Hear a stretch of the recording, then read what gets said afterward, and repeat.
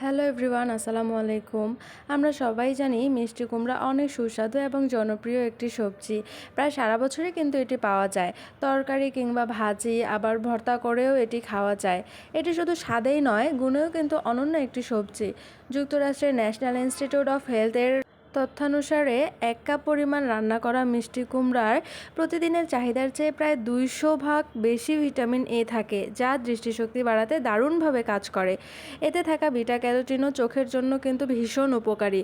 প্রচুর পরিমাণে vitamin A থাকায় মিষ্টি কুমড়া যে কোনো সংক্রমণ থেকে বাঁচাতে লড়াই করে। দিনে ভিটামিন সি এর চাহিদার ২০ ভাগ পূরণ করতে পারে এই মিষ্টি কুমড়া। আপনি যদি এটি নিয়মিত খান তবে আপনার ঠান্ডা ও সর্দির সমস্যাও কিন্তু দূর হবে। বিভিন্ন গবেষণায় দেখা গিয়েছে মিষ্টি কুমড়া শরীরের শর্করার পরিমাণও নিয়ন্ত্রণ করে। এ কারণে এটি ডায়াবেটিস রোগীদের জন্য কিন্তু ভীষণ উপকারী। আর শুধু মিষ্টি কুমড়া যে উপকারী করবে তেমন নয়, এর কিন্তু ক্ষতিকর দিকও রয়েছে। এটি শরীরের উপর মারাত্মকভাবে ক্ষতি করতে পারে। যেমন এটা অতিরিক্ত খেলে রক্তচাপ কমে যেতে পারে, আবার হজমেরও সমস্যা হতে পারে। অন্যান্য সবজির তুলনায় কিন্তু মিষ্টি কুমড়া একটু হজম করতে সময় লাগে। আবার যাদের অ্যালার্জির সমস্যা আছে তাদের কিন্তু অ্যালার্জিও বেড়ে যেতে পারে। অতএব আমরা চেষ্টা করব পরিমাণ মতো খাওয়ার।